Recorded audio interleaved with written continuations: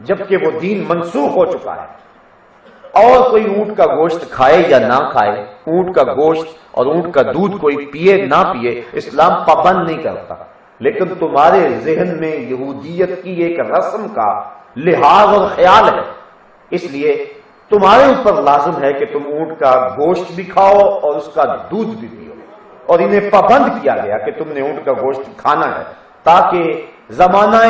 یہودیت کی اس رسم کا جو احترام دل و دماغ پہ طاری ہے وہ کرچی کرچی ہو جائے، وہ ٹوٹ پھوٹ جائے اور اسلام کا تفوق واضح ہو جائے۔ تو عبداللہ ابن سلام اور ان کے اصحاب کو پابند کیا گیا کہ تم نے اونٹ کا گوشت بھی کھانا ہے اور اونٹ کا دودھ بھی پینا ہے، اور ہفتے کے دن کام پہ بھی جانا ہے، جس طرح باقی دنوں کا معمول ہے ہفتے کے دن کا بھی وہی معمول ہو۔ یہ ہے اسلام کا مزاج۔ اسلام اپنے ماننے والوں کے حوالے سے اتنا غیرت مند دین ہے، جس رسم سے اسلام کی کوئی قدر پامال نہیں ہوتی تھی، جس رسم سے کوئی واجب نہیں ٹوٹتا تھا، جس رسم کو ادا کرنے سے کسی فرض سے ٹکراؤ نہیں تھا، اسلام نے یہ گوارا نہیں کیا کہ کوئی میرا ماننے والا ہو اور غیروں کی رسموں کو ملحوظ رکھتا پھرے۔ اقبال کہتا ہے اس چمن میں پیروے بلبل ہو یا تلمیذ گل، یا سراپا نالا بن جا یا نوا پیدا نہ کر، یا تو پھول کی طرح ہو جا کہ بدن ٹکڑے ٹکڑے ہو جائے تیری آواز نہیں آنی چاہیے، یا پھر بلبل کی طرح ہو جا کہ شور و غوغا تیری زندگی کا مقصد ہو۔ تو یہ نہیں ہے کہ کبھی تو ادھر کبھی تو ادھر، اس چمن میں پیروے بلبل ہو یا تلمیذ گل، یا سراپا نالا بن جا یا نوا پیدا نہ کر، آدھا تیتر آدھا بٹیر، یہ اسلام کا مزاج نہیں ہے۔ اسلام چاہتا ہے کہ میرا جو ماننے والا ہے وہ سر سے لے کر پاؤں تک میرا ہی ہو، اور کسی سمت وہ نظر اٹھا کر بھی نہ دیکھے۔ شاید اسی کا نام ہے توہین جستجو، ہو منزل کی تلاش تیرے نقشے کفے پا کے بعد۔ یہ اسلام کا مزاج ہے، اس سے ہم اسلام کا مزاج سمجھ سکتے ہیں۔ یہ بظاہر ایک عام سی بات ہے، لیکن اس سے اسلام کی غیرت کو سمجھا جا سکتا ہے کہ اسلام اپنے ماننے والوں کے حوالے سے کتنا حساس دین ہے، اسلام اپنی انفرادیت کی اور اپنے تشخص کی کیسے حفاظت کرتا ہے، اور اپنے ماننے والوں کے حوالے سے اسلام کی نزاکت کیا ہے۔ اس سے ہم ساری بات سمجھ سکتے ہیں کہ عبداللہ ابن سلام اور ان کے اصحاب کو اس چیز کی اجازت نہ دی گئی کہ وہ یہودیت کی ایک رسم کو ملحوظ رکھیں، گو وہ شریعت کے کسی ضابطے سے ٹکراتی نہیں تھی۔ اب اس شان نزول کو ذہن میں رکھیں اور اسلام کے اس مزاج کو سامنے لائیں۔ اب آ جائیں آپ رسم حنا کی طرف، اب آ جائیں آپ بسنت کی طرف، اب آ جائیں آپ ویلنٹائن ڈے کی طرف، اب آپ آ جائیں گڑولیاں بھرنے سے لے کے شام کلندر کی موسیقی تک، اور آپ آ جائیں اب جو ہے وہ دیکھیں اپنے مزاج زندگی کو اور اپنے انداز معاشرت کو، اسلام کی غیرت بھی دیکھیں اور ادھر اس انداز کو بھی دیکھیں، اور پھر دیکھیں کہ ہم اپنی زندگی کیسے گزار رہے ہیں۔ اگر کوئی رسم اسلام کے ضابطے سے ٹکر نہیں لے رہی لیکن اس رسم کا تعلق کسی اور دین سے ہے تو اسلام اس کو بھی گوارا نہیں کرتا، اور اگر کوئی رسم اسلام کے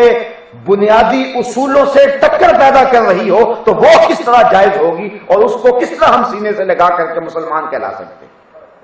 اب بار بار اس پہ غور کریں، اگر میں چاہوں تو اس پہ 2 گھنٹے گفتگو بھی کروں، اور اگر آپ چاہیں تو اسی بات پہ رک جائیں اور غور کریں کہ اسلام کا مزاج کیا ہے، اپنے ماننے والوں کے حوالے سے اور رسوم و رواج کے حوالے سے اسلام کی غیرت کا تقاضا کیا، اور وہ کیا چاہتا ہے اپنے ماننے والوں کے حوالے سے۔ وہ کہتا ہے میرا ہو اور کسی غیر کی طرف نظر اٹھا کے دیکھے، یہ کیسے ہو سکتا ہے؟ اب میرا ہے، اسلام نے کیا اس کو زندگی گزارنے کا اصول نہیں دیا؟ خوشی اور غم کے موقع پہ اس کو ہدایات نہیں دی؟ شادی بیاہ کی تقریب ہو یا جنازہ پڑا ہو، اسلام نے تعلیمات نہیں دی ہیں؟ عقیقہ ہو یا ولیمہ ہو، اسلام نے اس کے مطابق جو ہے وہ روشنی نہیں دی ہے؟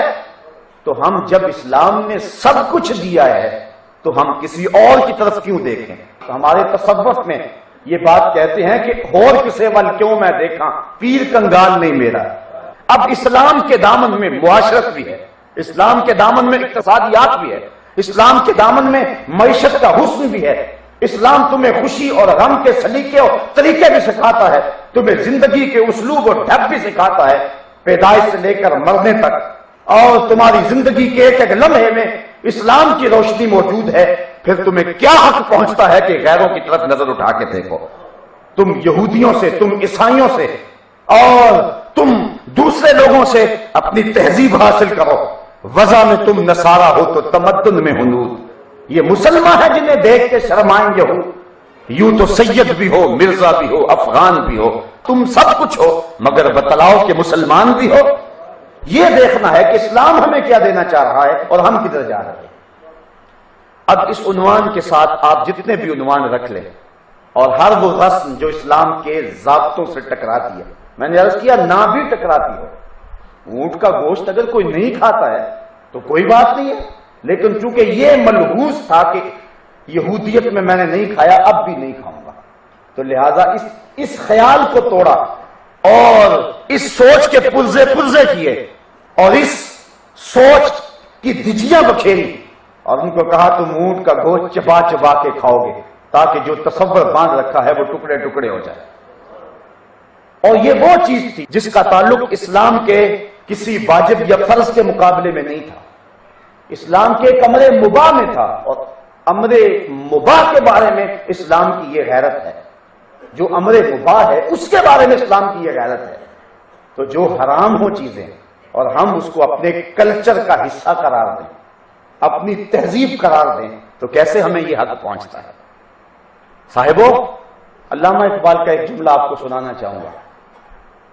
ایک تو ان کا جملہ ہے نا کہ اپنی ملت کا قیاس اقوام مغرب سے نہ کر، خاص ہے ترکیب میں تجھے قوم رسول ہاشمی۔ اور ان کا ایک نثری جملہ آپ کے سامنے رکھوں گا، بڑا فلسفہ ہے اس کے اندر۔ اقبال کہتا ہے کہ مغرب کی کامیابی اس میں ہے کہ وہ آگے کی طرف جائے، اور مسلمانوں کی کامیابی اس میں ہے کہ وہ پیچھے کی طرف جائے۔ مغرب اگر پیچھے پلٹے گا تو سوائے اندھیروں کے اس کے پاس کچھ نہیں ہے، اور اگر مسلمان پیچھے پلٹے گا تو مدینہ وحی کے نور سے چمکتا ہوا دکھائی دے گا۔ اس لیے وہ اگر آگے جاتے ہیں تو ان کی مجبوری ہے، وہ پیچھے دیکھیں سوائے تاریکیوں کے ان کے پاس کچھ نہیں ہے، سوائے اندھیروں کے ان کے پاس کچھ نہیں ہے۔ جب یورپ کی گلیوں میں اندھیرا تھا، مدینے کی گلیوں میں علم کا نور پھیلا ہوا تھا۔ جب شارلیمان اور اس کے لارڈ ابھی دستخط کرنے کی مشق سے گزر رہے تھے تو اس وقت ابن حزم کے قلم سے 1000 کتابیں نکل چکی تھی۔ آپ پڑھیں اپنی تاریخ، کتنی روشن تاریخ ہے تمہاری، کیوں احساس کمتری میں مبتلا ہو گئے ہو، کیوں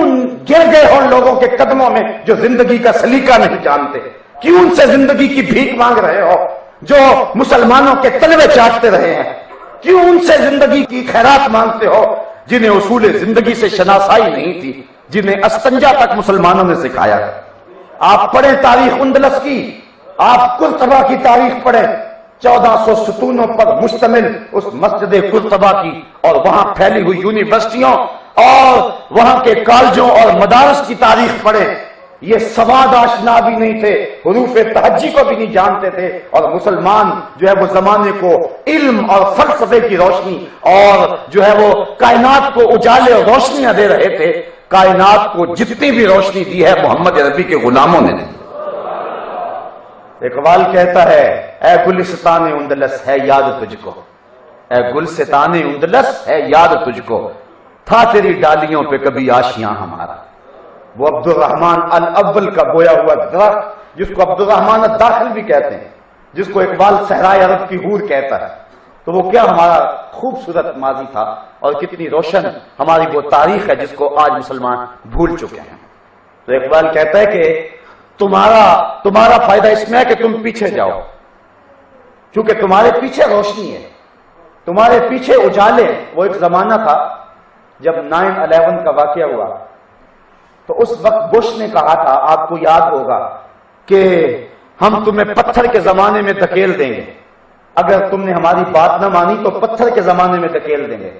تو میں نے اگلے جمعۃ المبارک کو کہا تھا، میں نے کہا تھا یہ گوری چمڑی والوں کو پتھر کے زمانے سے نامونوسیت ہوگی، ہماری زندگی کا سارا حسن تو اس پتھر والے زمانے میں ہے۔ میں نے کہا لے جاؤ ہمیں اس پتھر والے زمانے میں۔ اس زمانے میں سانس گھٹ رہا ہے ہمارا، جب بھائی بھائی کا گلا کاٹ رہا ہے، جب ایک دوسرے کی جڑیں کاٹی جا رہی ہیں، جس کی لاٹھی اس کی بھینس، بے حیائی، بدکاری کا طوفان بدتمیزی ہے۔ ہم اکتا گئے ہیں اس دور سے